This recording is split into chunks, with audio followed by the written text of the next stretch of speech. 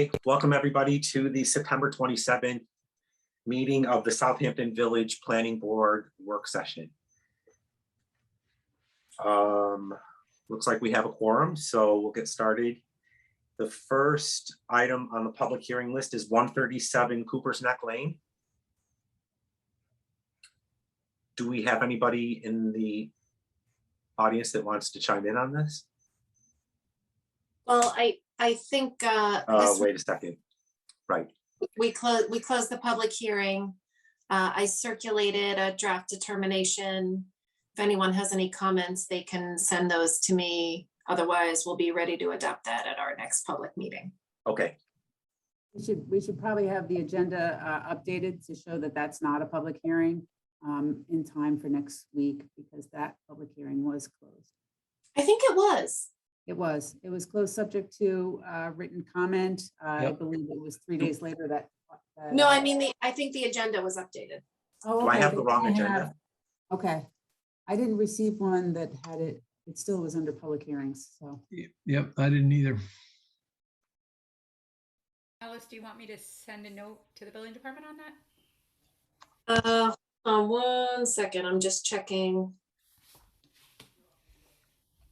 Yeah, so I pulled the agenda from the website and it was correct. Okay. It says 2-lot subdivision pending decision. Great. Yeah, Jackie had said she was going to fix it, but I guess she just didn't circulate it to everyone. Yeah. That was the only change, though.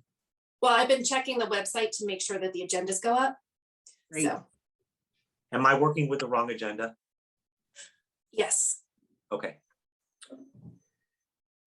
I think that's probably the only difference, though, Tony. Yep. I don't have an updated one. Here, let me show my screen so you. All right, sorry. Problem. Okay. No, that's the one that I have. Okay. Yeah, so this is not the correct one. This is no longer under the public hearings, but otherwise it should be the same. Yeah, that looks like, excuse me, the only difference to me. Okay.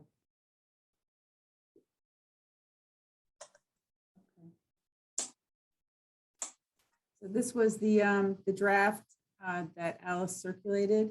Yep. I just added a watermark so that way it was clear that this was a draft. Let me know if you want me to scroll down or anything. It looked in order.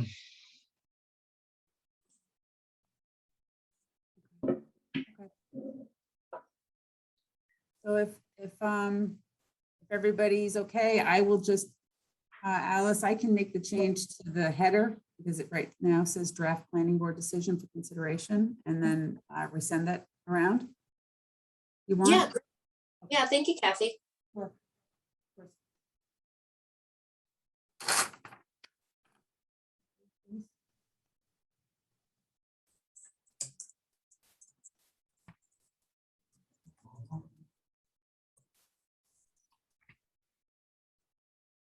Okay, next one. Okay, so is that it on 137? I think so. All right, and I also have on my agenda 689 Halsey Neck under public hearings. Yeah, that's on for public hearing. And as we were talking about before, Alice will get the notices from Jackie during the week and make sure that they've noticed it properly, and we'll hold the public hearing on Monday. Okay. So is the board okay with, do we require any more discussion on these two items? Nothing here. Okay. All right, let's move into site plans.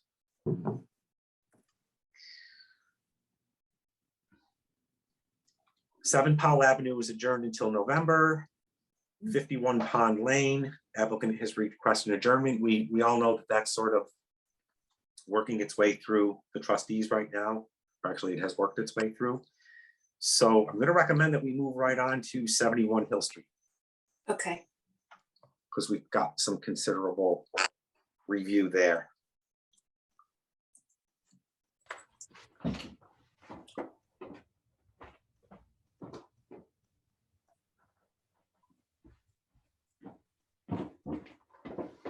Okay, so there should be members in the audience that have There- requested to make a presentation. Dee Dee Moan is coming over, Okay. and somebody that's listed as Southampton Inn, I'll bring over. So Dee Dee should be in. Dee Dee, if you're in, put your speaker on. Stop sharing for a minute. Okay, thanks. Okay, Dee Dee is not Dee Dee. Or rather Southampton Inn. What is your name, sir? Yeah, this is Justin. I don't know if I can update it or if you can for, Okay, I'll do it. Are you with the Southampton Inn? I am, yes. Okay. Justin what? I think I can do it, right? Right, better than me spelling it. I just- Yep, there you go.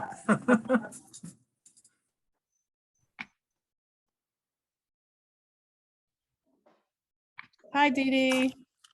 Hi, everybody. Thank you. Thank you very much for the opportunity of explaining and then listening and trying to see how this site plan does for our village. Can I take, so if I take 2 minutes and just very briefly explain the project and then turn it over to Linda Riley on the legal, Jack Coogan, who's the architect, Brian Grogan, who's the civil engineer doing the sewer treatment plant and drainage, and then any other questions you may have. And Justin is from the inn and he's going to hold up drawings for you. Will that work? So actually, if the drawings are consistent with what was submitted, I would do that. I bring them on the screen. So Okay. Okay, Great. Dee Dee, do you want all these people in with you? It's up to you. They will eventually come in. Okay, I'll bring them in now. So So it was Brian Grogan. He's on his way in. Did you say Glasser was coming in? no, he is from PW Grosser, and we have Jack Coogan from OCV Architect, Okay, good. They're raising their hands now, which helps me out. and definitely Linda Riley, our attorney. You got it. Great. So Dee Dee and Justin, can you tell me how you're associated with the inn? I'm the managing member of the partnership that owns 71 Hill LLC, and I'm the owner of Long Island Hospitality Group LLC, which manages the Southampton Inn, and ultimately, we hope will be managing 71 Hill. Justin is the general manager of the inn and keeper of all the slides and YouTubes and can answer operational questions. Thank you. Could I launch? Okay, I think. So currently 71 Hill Street consists of approximately 1.7 acres. It's zoned village business.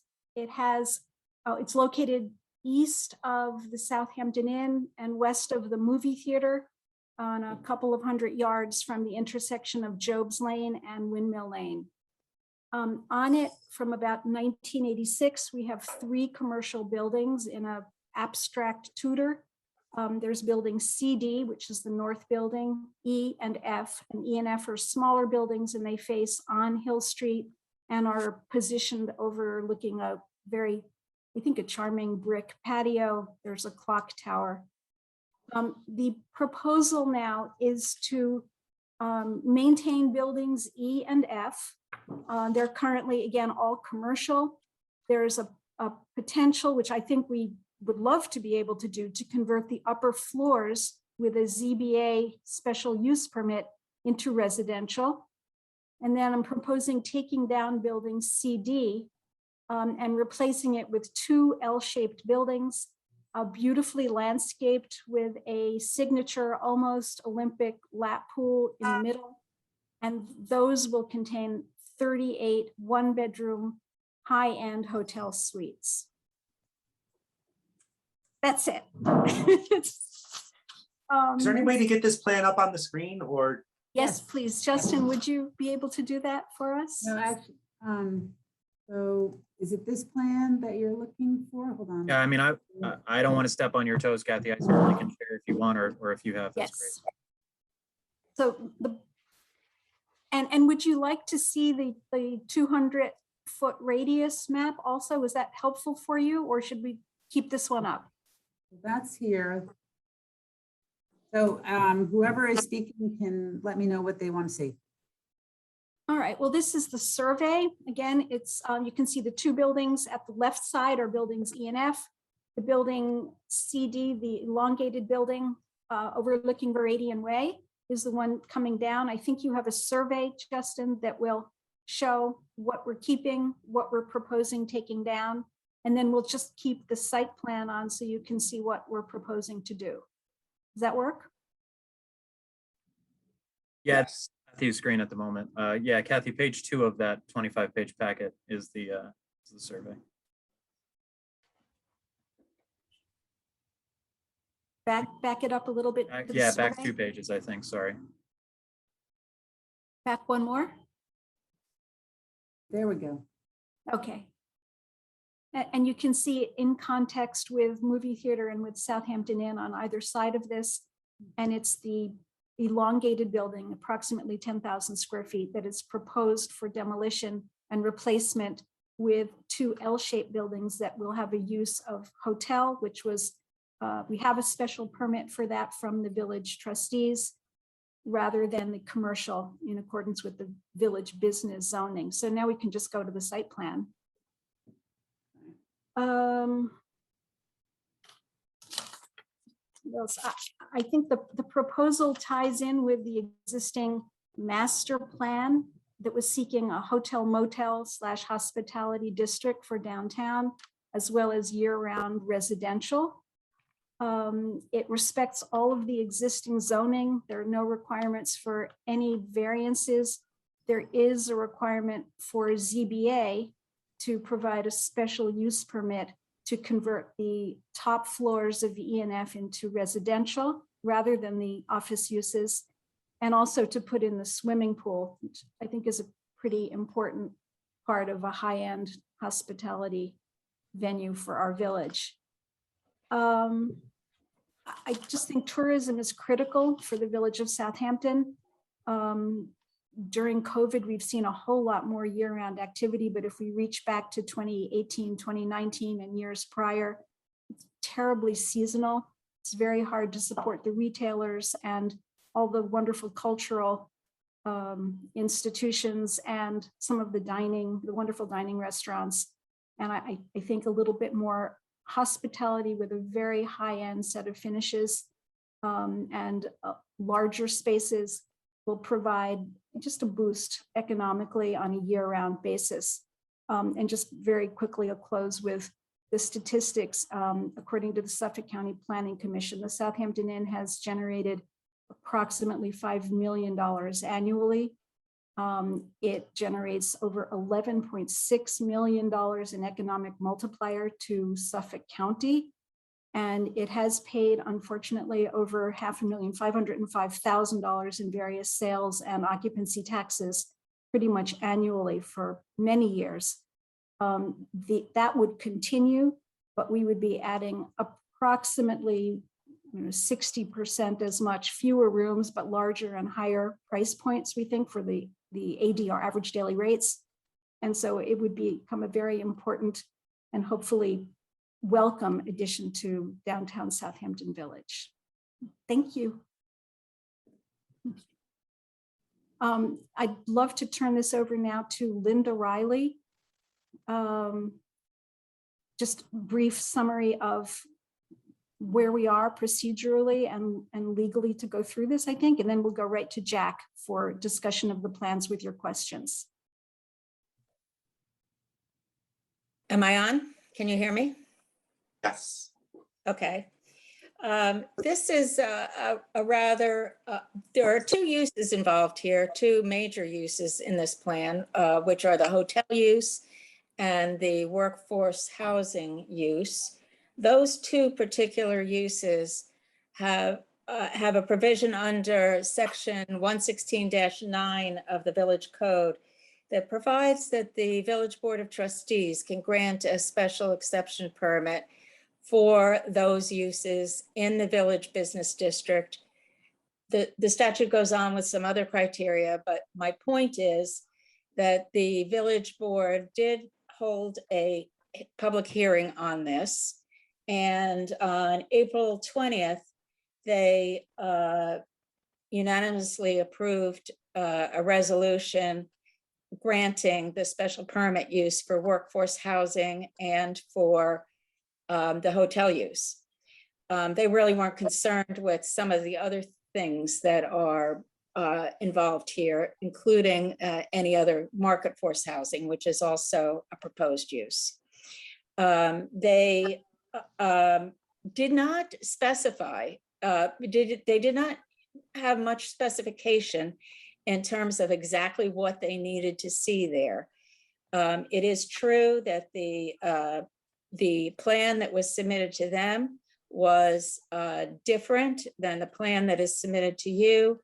After the plan was submitted to them, Dee Dee had meetings with various people who, including members of the Board of Trustees and staff members at the village, I'm sorry, who expressed an interest in seeing some other things done.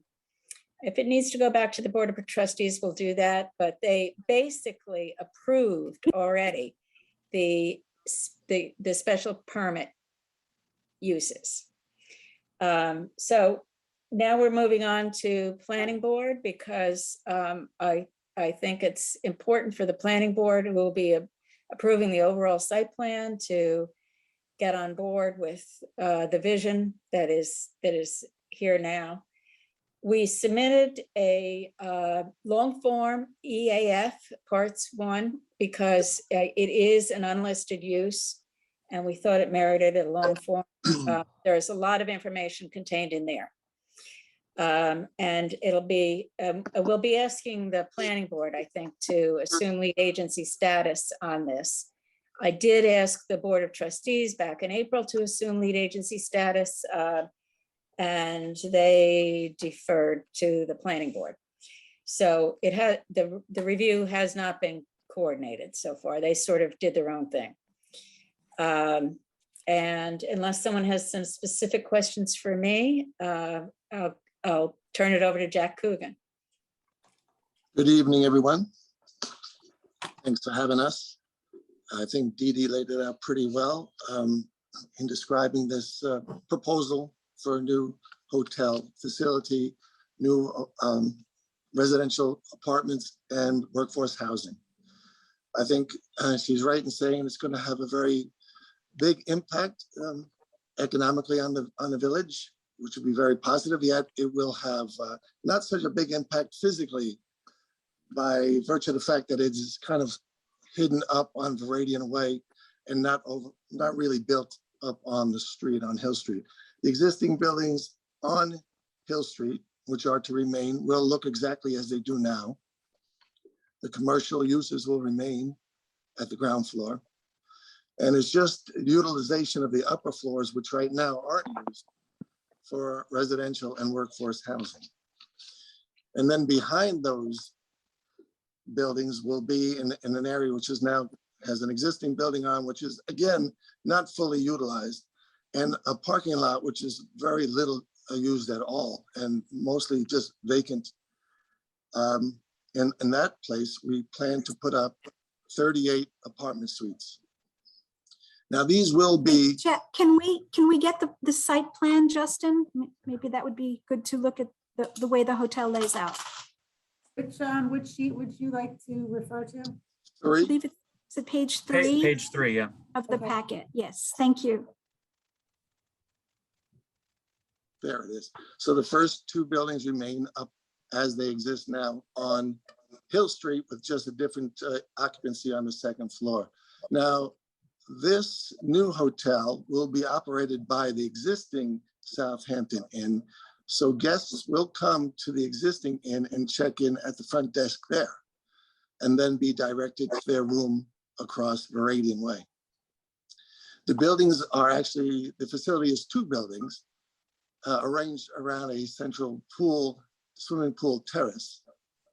They face out onto either that terrace or onto Viridian Way. On the back side of the property will be the parking lot. Now the parking lot is arranged to accommodate the radius of the largest fire response vehicle. And the aisle space is made wide enough to accommodate all those trucks. The parking is in the back to be out of the way. And the buildings are accessed either from Veridian directly into the lobby or from an entrance off the rear. The two buildings are divided into, there are 20 suites on one side, on the north side, and 18 on the other, total of 38. They're basically the same way. They each consist of a one-bedroom unit with a deck or a porch that overlooks either the pool or Veridian Way, and that is screened by plantings to provide privacy and softening up the edges of the building. Their buildings are 2 stories in height with a half a story in the attic. There are 1-bedroom apartments on each floor with the exception of a studio apartment at the entrance of each building. So a total These of, aren't apartments. well, units, suites, sorry, Thank suites, you. studio Hotels. suites. So there are a total of 2 studio or efficiency suites and 36 1-bedrooms. They're arranged to be in a modular form that could be constructed off-site and trucked to the site and erected in a way that would be very quick and of little impact to, or less impact on the village in terms of the construction.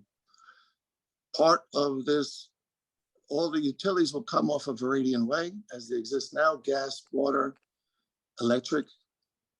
The building will, and the site will take care of all its storm drainage on site through leaching pools, and all of the sanitary waste will go to a new sewage treatment plant to be put on site. That is being designed by P.W. Grosser, and Brian Grogan is here from P.W. Grosser, who can describe that in a little more detail.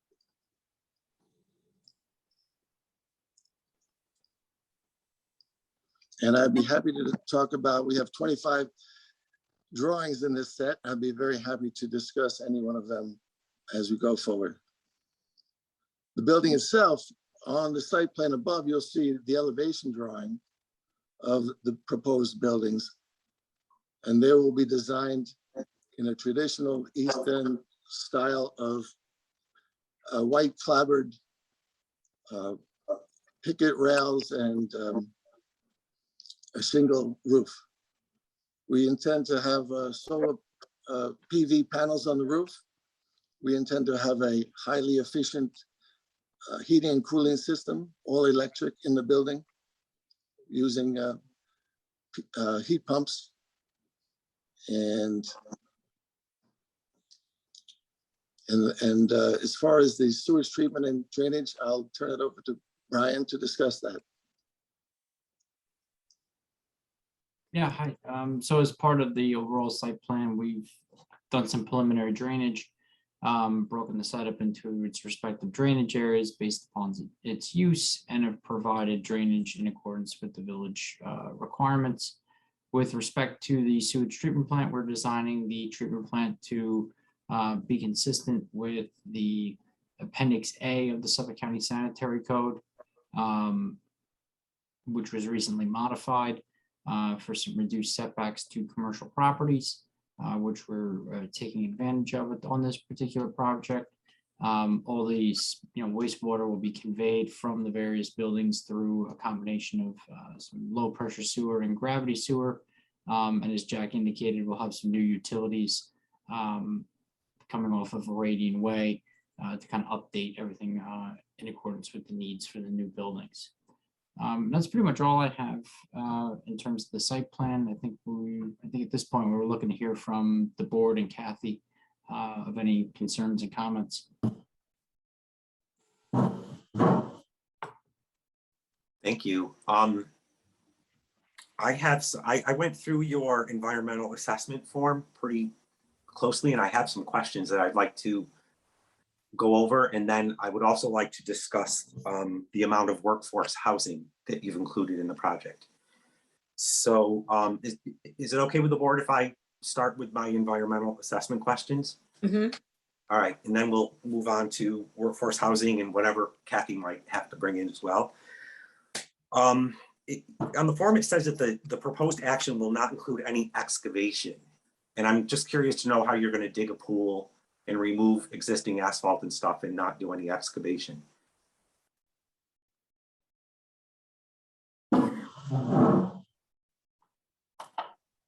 That doesn't seem right. Do you have the most recent EAF? I hope you do. Is it, where does it say that?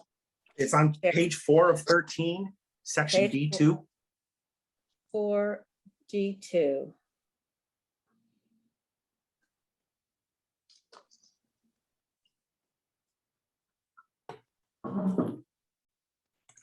Yeah, Tony, that's incorrect. We actually, That's- that yeah. needs to be modified. I mean, there's obviously no mining from a standpoint of like a sand mining operation. But there will obviously be excavation for the leaching pools, the swimming pool itself, Okay. as well as the main facility. And the foundations too, right? Correct. Right. So would you revise this to Yep, we'll tell revise us how that. you're Yep. going to deal with those Yep. spoils and and on that issue, considering drainage from the driveways and stuff, would you consider maybe doing some sort of swale system for drainage rather than the traditional dumping all the runoff into the groundwater situation? I mean, normally I'd love to, but I mean, we're kind of constrained on this particular property with respect to green space for swales. We may be able to integrate some possible for like, say, like rainwater harvesting for irrigation kind of situation, where we may be. But what about just pitching the driveways toward that sort of eastern edge where it looks like you have landscaping? We have some landscaping, so it's possible that we can direct some stormwater that way towards the landscape areas and do a smaller swale with an overflow. I'm just putting it out there because I'm the environmental guy.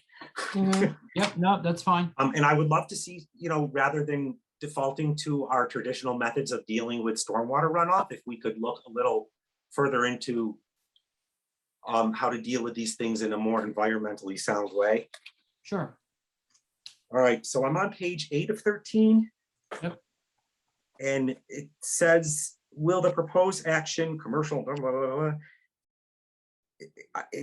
You're just saying that you're going to use minimal pesticides to manage the proposed and existing landscape. And I was wondering if you could expound on that a little bit. Sure. Again, I mean, there's not a whole lot of landscape here. I mean, a lot of it is more ornamental plantings. I think there's a full-blown landscape plan as part of the site plan package. So again, we're not looking like we're, for argument's sake, running a golf course. So there's really going to be minimal management of the landscape. It's mostly native plantings.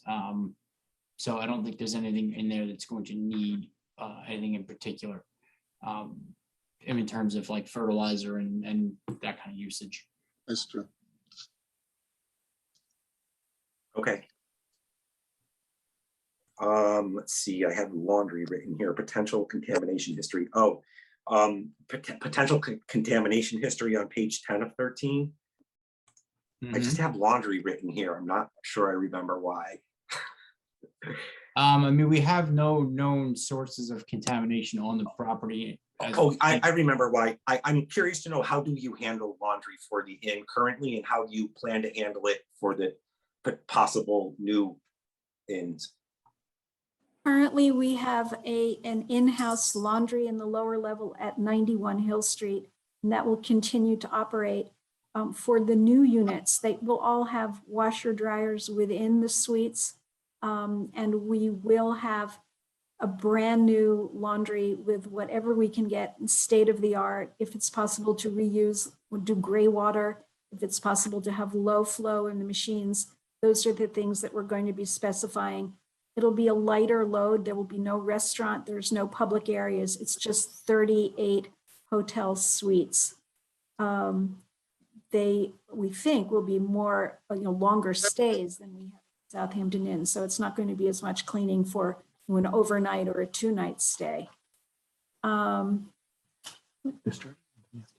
Oh, and in addition, the new laundry will be discharging into the STP.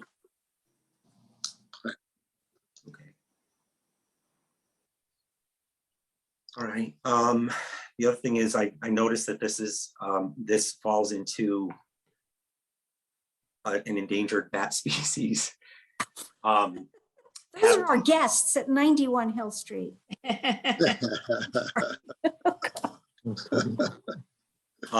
And looking toward the environment and wildlife, would you consider bat houses? I think it could be an amazing sort of marketing tool for you guys, but anything that you could do to help birds and bats on site might be sort of interesting to investigate. So at the Southampton Inn, we do encourage and welcome wildlife. We try not to have the deer come munch the plantings around the pool area. We would be delighted to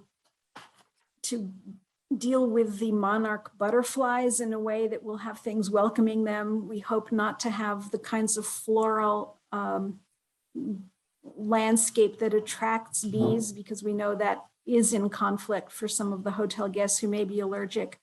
Well, if you're attracting butterflies, you're attracting bees. So, but we have to, there's a balance. So it's only 38 units, which is very large for our village. It's not 338 units, but the inn and the management company mission is to be bringing people into the village to enjoy the wildlife, the recreation, the beauty, and anybody who's able to help us. And, if you can point to the things that are important to maintaining the culture and the historic fabric of the village are the things that we'd very much like to do.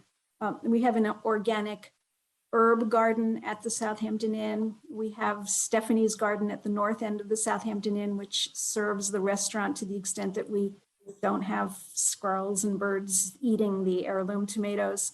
And we would probably try to use bayberry and blueberry, which we know they love, blueberry and raspberry, and maybe some inkberry plants, which are native.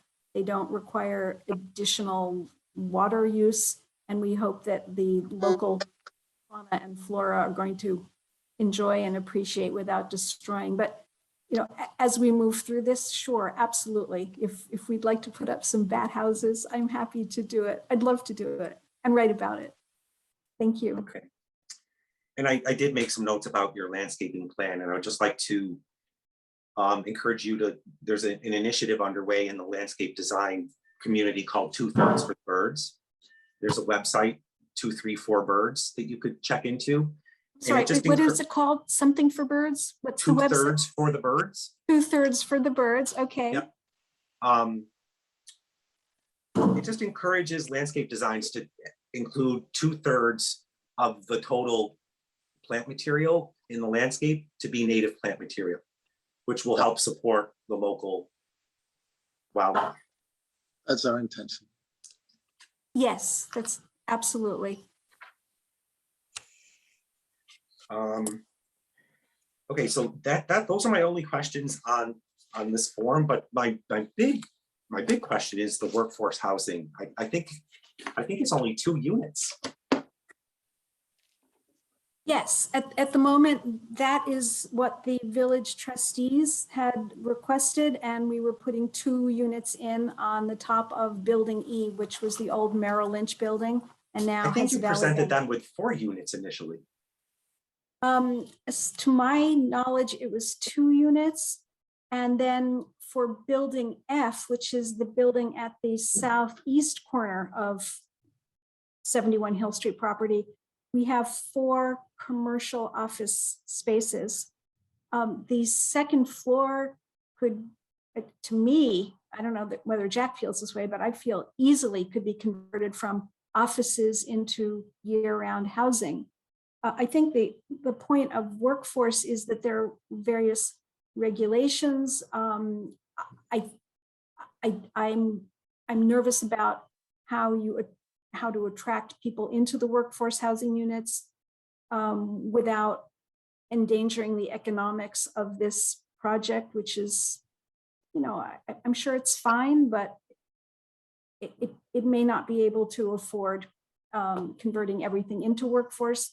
And in addition, I think that the best projects are with housing, with mixed uses. I mean, not to have a concentration of what we call workforce housing within any one small area. The idea is to provide housing that's not a gazillion dollars for people who work and live within the village of Southampton, because we don't have much of it, and we don't have a lot of places, I think, where we're able to put it in, to be able to afford to provide it for people. And that's what I would like to be able to do. I'm the speaking for designation- myself, but I think that the other board members might want to see more than 2 units if possible. It's for a project of this size, and with workforce housing being one of the major Selling reasons point. why the trustee sort of approved this, it seems a little light on workforce housing to me. Yeah, I would agree with that, that just the 2 units doesn't help much with our workforce, which so many are driving from farther up the island. I think it should definitely be increased.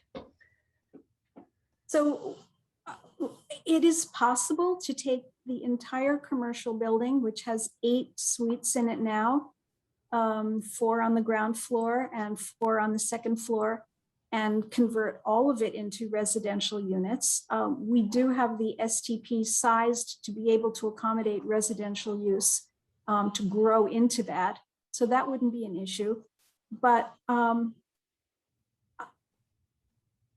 economics will not be there, nor I don't know, some of the feedback that I've received is year-round rental at reasonable rates is something I totally agree and believe in. The definition of workforce, it's for people who work. I mean,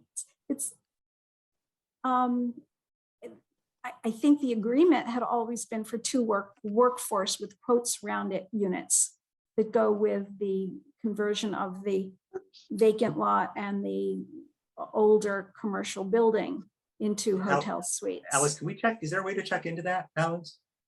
Yeah, I think that we have a fair amount of inconsistencies here, so I might suggest that the board send a memo to the trustees to try to understand what the scope of their approval entailed, and maybe some clarification on the secret process, if any, because we need to understand what they've approved so we can be clear on what we're approving and what's before us. I believe, again, having been through this, we were approved for the conversion, for the addition of hotel, which is a commercial use. It's compatible with the existing master plan to convert the building CD, which is offices, into more hotel suites. The 2 workforce housing units were going to be going on the top of building E. It's possible that I could put 3 in. They would just be smaller. These are very nice 1-bedroom units. They have elevator access. The idea of converting the top floor of building F into housing rather than commercial is, it's up there, it's out there. I'm happy to do it. I think it's the right thing to do, but it's not necessary. But it can't be made into some kind of economically constraining residential use to have the entire project for work financially, I guess. So the approval that we saw from the trustees had 4 units, not 2. And they didn't have any conditions on the use. That's, you are right. You are correct that the plan that was submitted to the Board of Trustees did indicate 4 units altogether. there was some discussion about whether or not some of them would be just market rate year round. In the end, their resolution did not specify any number of hotel units or any specific number of workforce housing units. The resolution did not. So I think the memo is a good idea. it's important for us to get that clarification from them to ensure that they did not have a specific number of units in mind when they granted that. That's fine. I can Agreed. just share, I can share the, I have the resolution here that was sent to me by Kathy Sweeney last Friday. And it says that it's an application to redevelop the property as a workforce housing development pursuant to Village Code Section 116.5G and a transient hotel. And it specifically notes the date of the site plan as March 19th, 2021. And Kathy also sent me a copy of this is my note here, plan referenced in the resolution for special permit. It does show this as being 4 apartments plus 2 workforce housing units, and then 2 workforce housing units on the corner. So it has 6 workforce housing units in it? Or No, 6 residential 4. units? 4 apartments plus 2 workforce. I can zoom in a little bit more. Well, that's what I'm suggesting is 2 workforce housing units per the somewhat fuzzy definition of what workforce means. And then as many residential units, which I believe is only on the 2nd floor, converting existing office suites into residential apartments. What they're designated in terms of workforce or year-round residential is, again, in my mind, it was 2 workforce and 4 residential apartments, which I think is a preferable use, more needed within our village. Do you see than the, maintaining- can you see the plan that's up on the screen right now? Well, that's wrong. Yeah, I'm sorry, 4 apartments and 2 workforce housing units. Oh, I see. So we have 6 units in building F and 2 workforce housing. That's incorrect. But if that's what the planning board wants, we can do that too. But then we get into needing to eliminate 2 more of the ground floor commercial units in order to accommodate that. And then I don't believe that's a special permit. I think then that's a change in use. As far as I know, 2nd floor above commercial just needs a special use permit to make it residential. But if we're going to convert the whole building into residential, then we're not in compliance with, again, this is Linda's thing and Alice, yours. I offer the properties the way they look with the same streetscape, the same square footage, the same cobblestone courtyard, brick courtyard. Whatever the zoning and the planning board and the trustees would like to see, but not an entire project of what they call workforce units. Dee Dee, that's not what we're asking for, but this plan that's on the screen right now is what the village trustees were presented with, and it's how they made their decisions. Okay. Okay, we're not asking you to convert everything to workforce housing, but 2 units. All I'm units. saying is 2 units are a little light. 2 in my units in each opinion. building. Pardon me? Are you okay with 2 units in each building of workforce housing as is depicted here? I mean, I'm not going to make a decision tonight, but Yeah, I would like to see we're more not going to than make 2. this decision tonight. I would like to see more than 2, and I also want the rest of the board to weigh in on this. But I feel like I've done Right. all the talking. Yeah. Yeah, for 38 units in the hotel, it seems like 2 units for housing, that doesn't even come close to how many people work at the hotel. Not even remotely close. So it should be a little bit, not a little bit, it should be higher.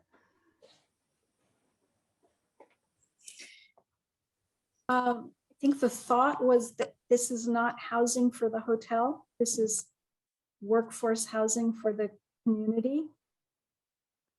But we could but change the numbers and make it hotel housing if that's what is preferred. But the profile of a person who would live in workforce housing is a person who would work at your hotel, correct? No, No. I don't think that's a fair thing to say. Oh. My staff, pardon? I mean, this staff lives, not many in the village, some, many people, it's true, do live in East Quogue and Hampton Bays and Watermill. But it's my understanding that workforce housing is affordable to someone who would have the type of job where they're working in a hotel. Well, there's a definition in the code for. Oh, okay. Yeah, there's a definition in the code that it deals with the Suffolk County income, and it provides Right. that it should be 130% or not more than 130% of whatever the formula is. And Okay. and we would have to comply with the code in terms of the formula that's used to determine who's eligible or not. I understand. Right, Okay. right. And this would be for, I mean, these are small units. The workforce units that are shown are 500 square feet, a little over 500 square feet. So it's probably for a family of one. So there is a number that's associated with that would be useful maybe for the board to understand what these would be rented for. And you know, what the others would be rented for too, that might be helpful to understand, you know, that these are not going to be rented out at $10,000 a month, for instance, right? Are these going to be affordable, these market rate? Yeah, and year round, I think is very important also. That's a Yes, requirement of workforce housing. It has to be, you know, someone, this is their primary residence. I think potentially what we should do is maybe speak with the village trustees, but and this is an unfortunate plan here. The plan is 4 apartments and 2 workforce housing units, which is how it's labeled. And again, it's looking as though it's labeled, it's double labeled on the workforce, which would have too many units, too many residential units then, if it were to be 8 residential units. What is it? 4 plus 2, 6 plus 2 is 8. I think we can certainly discuss it. The concept is to not have offices, tertiary office space within the village, but to have lovely renovated year-round apartments for people who live and who want to live in and do work in the village. I mean, that's the way this has always been expressed. I think it would be lovely, but I think it's fuzzy in the presentation here. And I'll listen. I mean, the idea is not to have $8,000 and $10,000 residential units here. It's to have, you know, relatively small. The units are between 825 and 1,100 square feet of space. And the 2 workforce housing units, I believe, were 550 square feet. Jack can opine on that. Yep. On the second floor of the building E. Can you see that on my screen? Actually, I zoomed in floor plans. So the site plan has 4 apartments on the second floor of building 4. And if this is correct, and 2 units are the workforce housing apartments on the building 3 proposed second floor. So if that's not correct, then we need to have this modified. If that's not the intention. So the corner building is building 3, correct? Jack? Correct. Okay, so This is our most recent proposal. And This it is the shows- proposal. This is the proposal that we put before you. The prior plan wasn't developed to this level. The prior plan from March didn't have actual floor plans in actually laying out the apartments in these buildings, given certain structural and height limitations of the existing structure and not wanting to alter the exterior, physical appearance of them, this is what we managed to fit within these second floor areas. That's why it may be different from the one from March. Right, but we have to get clarification because that's what the trustees saw your version from March. They haven't seen this reduction of workforce housing units. I'm just, I don't believe that there was a reduction of the workforce units, but there were no floor plans associated with the presentation to the village trustees back in March. That's correct. The plan you submitted to us has 2 units. The plan you submitted to the trustees had 4. That's a reduction of 2. Okay, we'll resolve that. Okay. We'll resolve that with the trustees.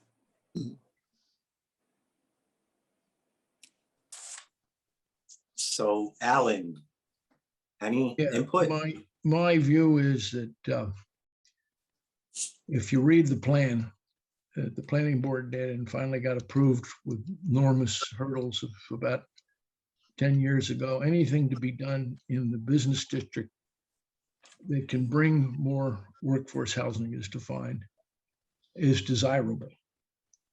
There are lots of limits of floor space. The one that's being used most for political advantage is to use it as a lever for more plumbing in the villa, what I call more useful plumbing in the village. That is to say, an extra exhibit as to why you put a sewer district in, which only affects some of the village, not a lot of it, because it's a very thorny and expensive problem.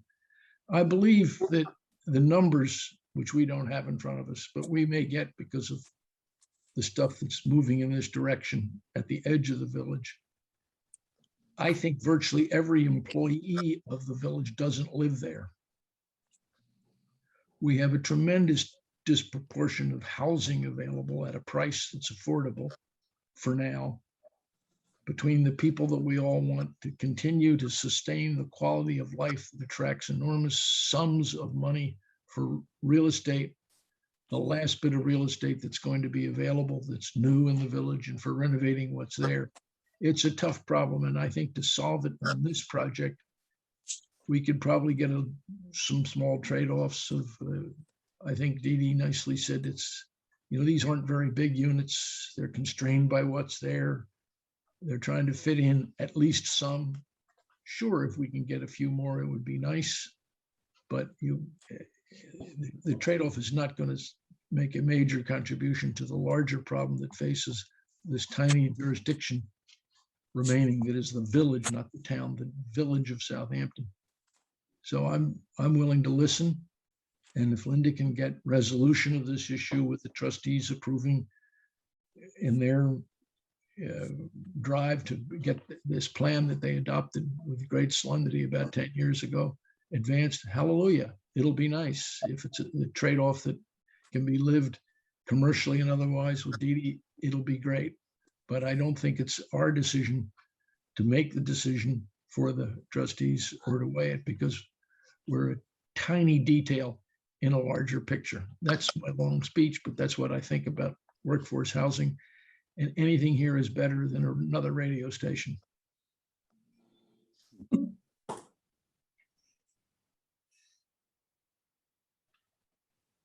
Jane? You have anything to say, Jane? I just would like to see, I understand that there's a definite formula for workforce housing. I understand that, just like low income housing. I think my main concern is more affordable year-round housing that maybe does not have a specific code to it. And I think if we had more of that, that's what we're all looking for. Thank you. I think the intent here is to provide as much year-round residential housing as is possible, acceptable, and feasible It's just the label that may have some constraints that make it a little difficult to fit these all into this quote workforce unquote. But the intent is absolutely to provide something that we all need as businesses and citizens of the village. So I would absolutely convert the second floor. I'm happy on a longer range to convert the ground floors as the leases come up. You know, I agree completely that year-round housing that's not $6,000, $8,000, $10,000 a month for people who are working and helping to support the village. So I'm there. I think we're talking semantics and whatever the village trustees thought, that whatever they had approved and how we get to the other side of this issue, because I think we're all on the same page. We want housing. Thank you. Well, thank you. I have another question. I looked over the plans today and it seems that both buildings are going to be really right on Viridian Way. So there doesn't look like there's room for any grass. Yeah, there's a 6 foot or 8 foot setback between the sidewalk and the porch. So, and the buildings themselves are set back 8 feet through a porch that faces onto that strip of shrubbery, 6 foot strip. So, yeah, that's it. We need to, it's not a wide site. We are trying to maintain the proper aisle space for the emergency equipment so that they might be able to access the rear of the building as well. So that gets us an extra wide parking area back there. And it compresses that area along the sidewalk on Viridian. But that area will be planted with shrubbery to separate it from the parking, from the sidewalk, excuse me. And again, there will be a 2-story porch facing out onto it. So I don't think it'll be as if a building wall is like pressing up against you there. It'll be, an open arcade of porches facing out on that way. That's the intention. Yeah, it seemed very slim. For most plants get a little bit larger than, let's say, the 6 foot, unless we're putting up hedges or something. Mm-hmm. Yeah, in fact, some of these are designed to climb up onto the columns of these porches to create a trellis, to make kind of a vertical green wall, in fact. I looked at one video today that showed the hotel guest walking out onto like a green space, and it doesn't seem like that exists. Oh, you saw a rendering? Yeah, yes. Yeah, that was the first rendition that we had where we were taking Justin, over. can you put the rendering up for just a little bit of this is how history? we started. Yeah, we started this by hoping that we would be able to potentially green over Viridian or make it some pavers with grass in the middle, so we had emergency access and maintained it as a road. Yeah, that's what I was referring to. Yeah. Right. The trustees did not support making it was a 55,000 square foot green space between the existing Southampton Inn and the proposed new suites at 71. I remember the presentation where Mr. Viridian's son spoke about how he didn't want Viridian Way to go to the wayside. But I was curious when I saw this today where this was fitting in with the plan that we're looking at now. It doesn't. It's abandoned. It's that's too bad. Yeah. It is too bad. I love it. Yeah. Yeah. But as you see along the edge of the building, we're trying to soften it up with similar types of plantings, and then things will be growing up the building to try to soften it somewhat. But yes, as is the case with the present building, it is fairly close to the sidewalk along. And it seems to go very far back. The building seems to go very, very far back, and it seems to be there's parking spaces right into the green space that's behind it. Bring the site plan back up, Justin, please.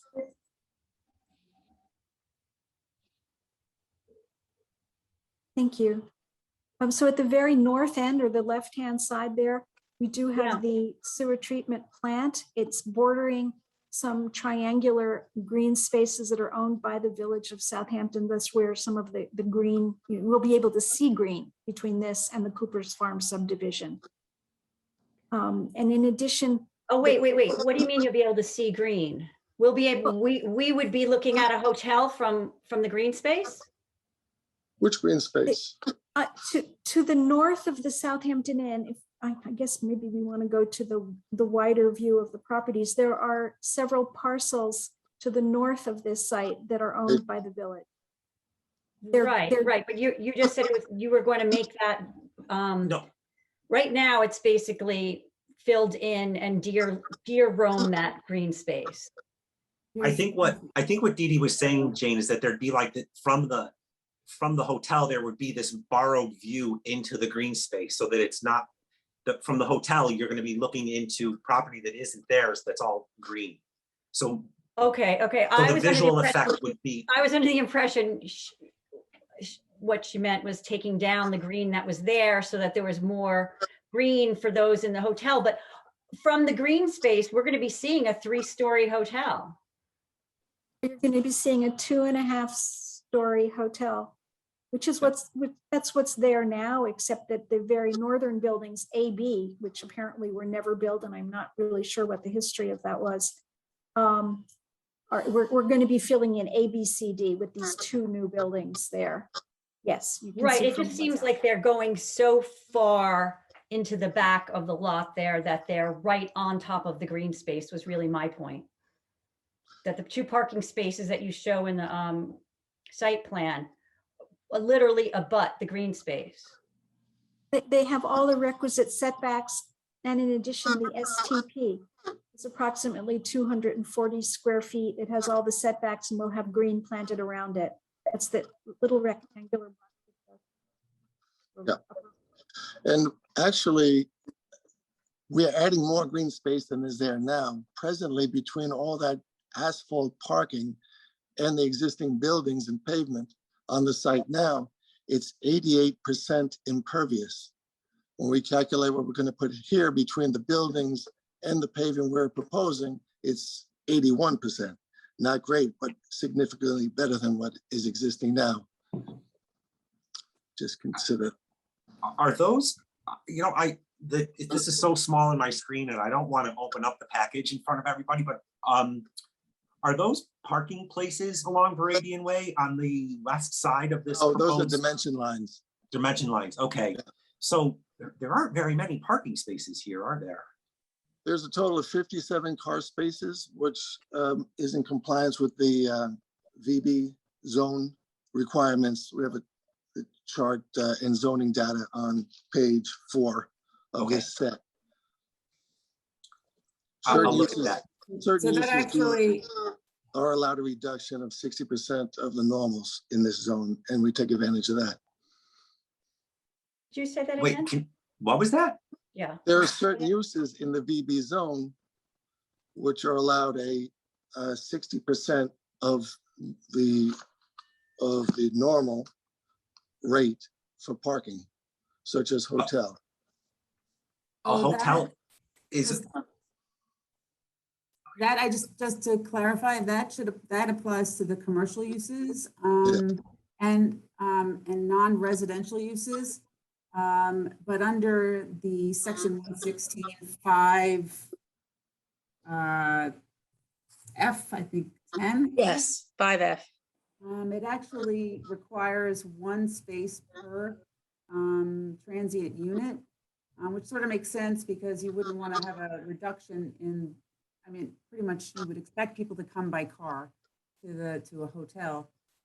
So that reduction doesn't apply for the hotel units, just for the commercial spaces. Right, there is a chart of the parking. There are 38 keys, so there would be 38 parking places. And then we also have 1 parking place for each of the proposed residential, whether it be workforce or market rate Okay, year-round so- rental. And Another what set. What That's about what the I- staff that another- works at the hotel? Most of the staff is accounted for on 91 Hill Street. There will be additional housekeepers and one maintenance person assigned here. And we have that also in the calculations. And Not that I in want more addition, parking. there's- I'm never in favor of more parking, but it just does seem like it's gonna be crowded. There's one suggestion which maybe I'm not supposed to bring up here, but I know we also, in compliance with code, have 2 truck loading docks. I don't know if we're allowed to bring this up, but we don't really have trucking. We don't really have deliveries, but I suppose Amazon will deliver to a hotel guest who forgets a bathing suit and doesn't want to buy it on Job's Lane, which we hope they will. We could potentially take one of the loading docks behind building 4, I think is the designation, the building on the corner of Viridian and Hill. If that could be green space, it could be additional regular parking spaces, but again, then that would not be in accordance with the letter of the code. But Is that all Kathy, right? are you saying that this existing parking calculation doesn't meet the letter of the code? I think what messes, there are so many parking spaces that are required Just the- for the commercial space. So that brings the number way up, but that 60% of that number applies. Then there is one, there are parking spaces required for the market rate apartment units, the workforce housing units, and for each of the hotel rooms. And Correct. I have a And chart on drawing 4 that Okay. lists all those things.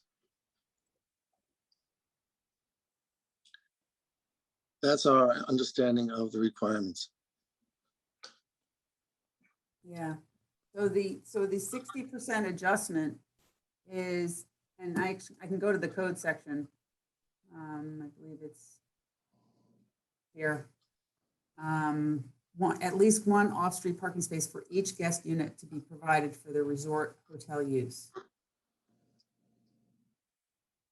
And one for each of the workforce housing units. One for each guest or one for each unit? unit, Unit. One for each unit. So it's underparked, it's underparked. No, it's parked in again, I believe when we had our pre-submission conference with the planning board, it might have been Alan, one of you had suggested that there was this reduction within the village business for the commercial spaces. So the parking that we have outlined is exactly what the requirement is, which includes the residential as well as one for each of the hotel suites, as well as for the potential employees who would again be over 3 different shifts. So Kathy, just so that I'm understanding what you're saying, on this chart where it says hotel suites, required should be 38, Yes. right? Yes. Okay. The Okay.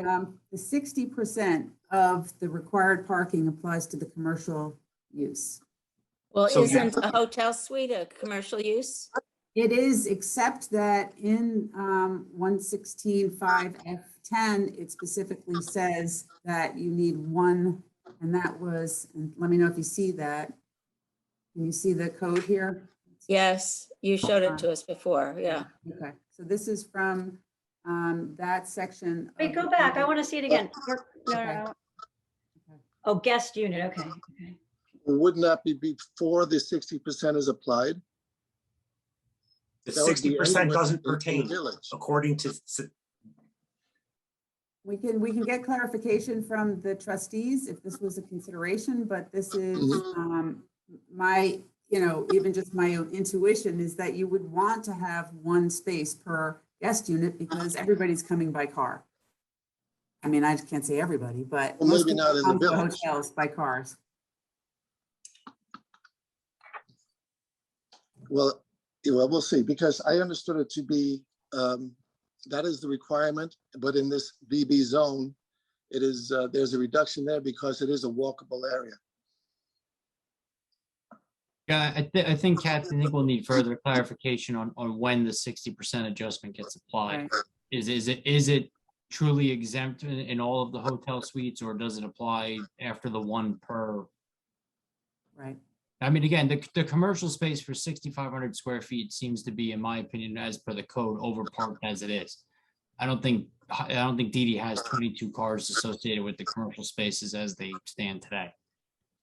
No. So, in all likelihood, that number would drop, and the total 57 provides adequate parking to include the 38 hotel suites and the commercial spaces.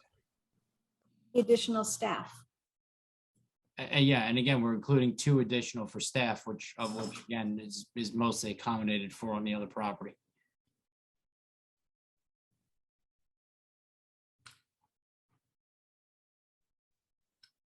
But I think just getting clarification on if that adjustment does apply at all for the hotel suites would be beneficial. Absolutely. Yeah. So, and this was complicated, as you know, this code sends you around in circles.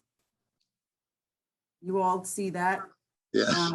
The further I dug into it, this was the other condition I found, was that the special conditions and safeguards set forth in this section of the code, which is actually special exception criteria, so they're sending us there. This is related to hotel. If you look at this section of the code, this says that you need to, that only 1 unit per 3,000 square feet of land area is permitted for a hotel. And so that you would need 2.5 acres to have 38 units. So that's another thing that I want to get clarification from the trustees on, is if this is something that was considered at that time. From the trustees and maybe the building department. Building department, good point. Yeah, well, this was all, if I may say, this was all vetted with the former, with Chris Talbot before he left. But he didn't have any problem. Okay, and then just so I'll finish. My last comment actually goes back to the, you had brought up the truck loading spaces. And just looking at these, it's not good planning to have anything back up onto a roadway. So having a truck loading space, whether it's going to be used very often or not, is not something that you want to have back up. So that is one of the design questions that we noticed right off the bat.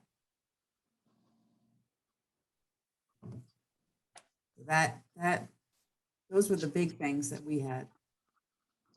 Okay, we can evaluate the location of those. Yeah. I mean, we are working on a report that identifies the completeness, but I wanted to make sure that you are aware of those design considerations. So you can think about that, and then we can get some feedback from the trustees. No, we appreciate that, Kathy. Dee Dee, I have a question. She's still there? Here, yes. Yep, thank hi, you. hi. My question is, would you consider having fewer units if you had more, like some were presidential suites that were much larger and had a much higher price tag on them? This is such an iterative process. So the suites have to be under 600 square feet in order to utilize 150 gallons per day for Suffolk County Water Authority.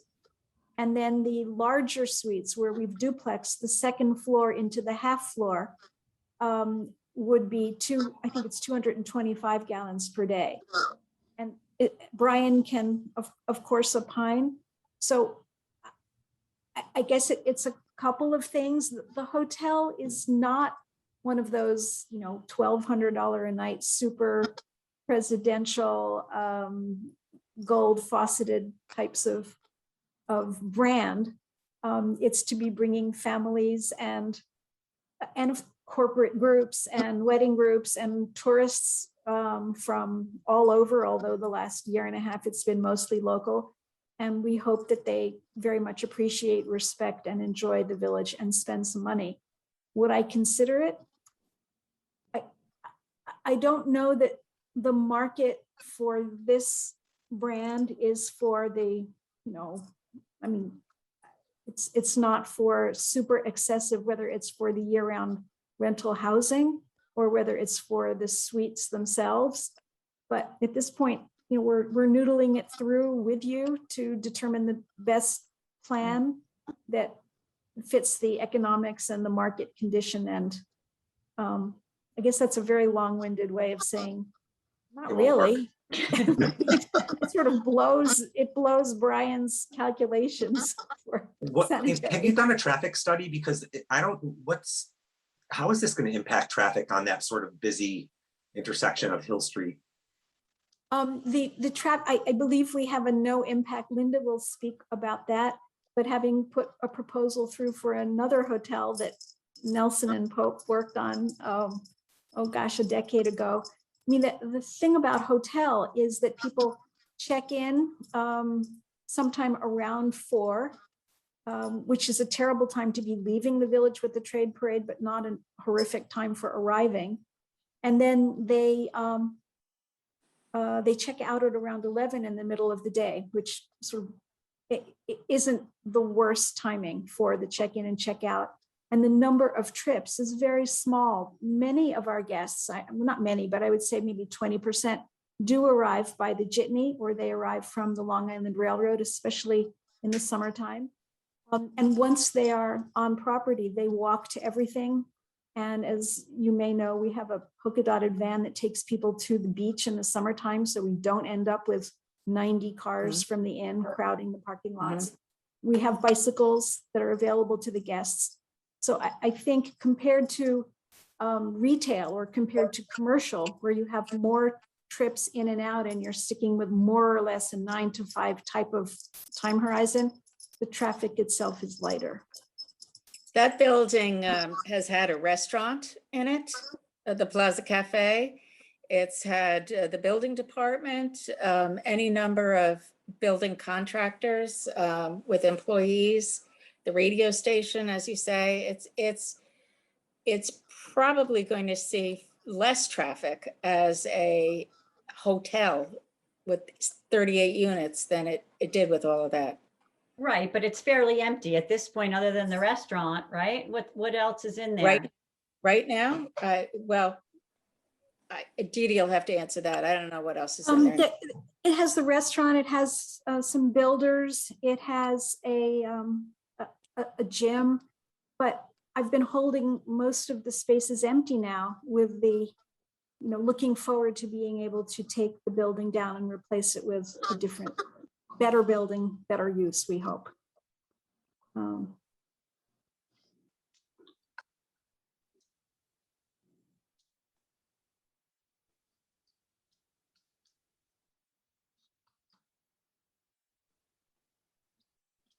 Okay. I don't have any more questions. I mean, there's a lot to consider here, obviously. And we'll get the memo to the trustees to get some clarification.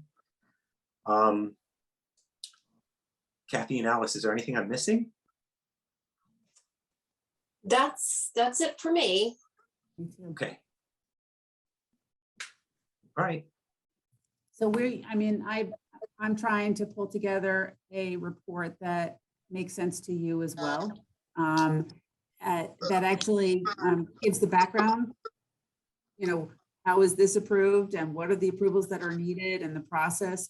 And then what are the missing pieces that we need to continue the review? So I'm working on that, trying to get that out in the next couple of days. So I will try very hard to get that to you this week. Great. Okay, I will, for my part, I will work together with Alice and Kathy to coordinate getting anything they need. Thanks, Linda. And Tony, I can help you we want to put together a memo to send to the trustees so they can get all of their review information, and then hopefully we can proceed with a little more ease and clarity. That would be great. Thank you all for your patience. I know this is tedious, but we really sort of wanted to go through it with a fine tooth comb and make sure we're doing our job for the village. If everybody's finished, we can move on to the next. Actually, I don't think there is anything else, but we can just end this discussion. Okay. All right. Thank you all. All right. Thank you. Thank you. Thank you. Thank you, guys. Thanks. Bye, everybody. Thank you. Lisa, I didn't know you were on. Oh yeah, you were off my screen. You were off my screen. Did I give you? I mean, did you have any input that you wanted to? You're muted.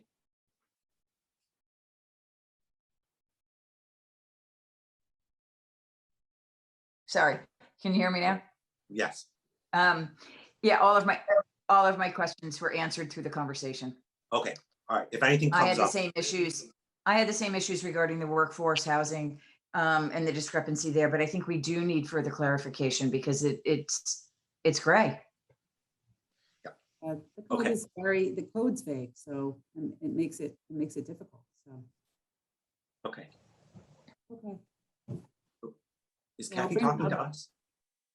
I'll just bring the agenda back on. Okay. Okay, that was 71. Minute approvals. I have to be honest, I'm not prepared for minute approvals. So for next week? Yeah, can we do it at the Okay. meeting? Yes. They're kind of all over the place in my emails. Some of them are in my Southampton email, some of them are my personal email, so I have to gather those together. Tony, when I send them over to you, I usually send to the Southampton one. I can compose another one. No, that's on me. It wasn't a comment at all. I'll do I'm my happy- homework. I'm happy to I'll put put them them all together. together, but September 7th is missing off the agenda and it should be on there. The only one I had an issue with was August 2nd. I did not cover that meeting, so I'm not sure if the comments that were made, I don't know if anybody has any information on that. I recall reviewing those minutes and I thought they were thorough and I didn't see any reason for any changes. Okay. But I've got to do a little homework there. Okay. Would you Alan, like, are you going to help me with this, Alan? No, The keeper of the minutes? I think I got all of Alan's comments. no. Alan, are you I feeling missed, all I right? missed, three things have happened. I've missed a couple of meetings. Number one. Number two, our meeting sessions have gotten materially less complicated.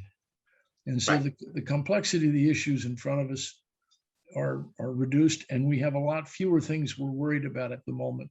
Right. It may reflect, Tony, the fact that there were a bunch of things in the code that we used to have to do that they've taken away from us. Mhm. And it may reflect that the ones that had the most number of people weighing in, whose comments probably had to be recorded in the minutes, has gone Okay. way down. It's the subtraction, I guess, of Zoom as well. And so it's just simpler. I think all the ones I've seen that have gone to Kathy Eisman at Nelson Pope have been pretty routine, and Antoinette has probably sent them to Kathy before our getting them. So the minutes are all pretty clean. I think the order changed a little. So they're pretty straightforward when we get them. So if you can keep score as chairman, with the assistance of your huge staff, I'm with you. Okay, got it. So I do have Kathy and Alice's edits on August 26th. Alice didn't have any comments, but Kathy did. On the meeting before that, I'm sorry, it went down. The July meeting, I had Kathy and Alice's comments. And on the September meeting, which is not listed on there, I had September 7th. Actually, I don't have the girls' comments. I have to check. I think you guys didn't have any. I think it was super quick, if I remember correctly. I thought I did. I will double check that and have that ready for you for Monday. Okay, so I guess we can move to close this work session. I'll make a motion that the work session be closed. All right, I'll see everybody in a week. I'll second the Zoom. motion. Monday, the 4th. The 4th. Yeah. All right, thanks, everybody. All right, have a good night, everybody. night. Thank you. Bye, everybody. Bye. Thank you.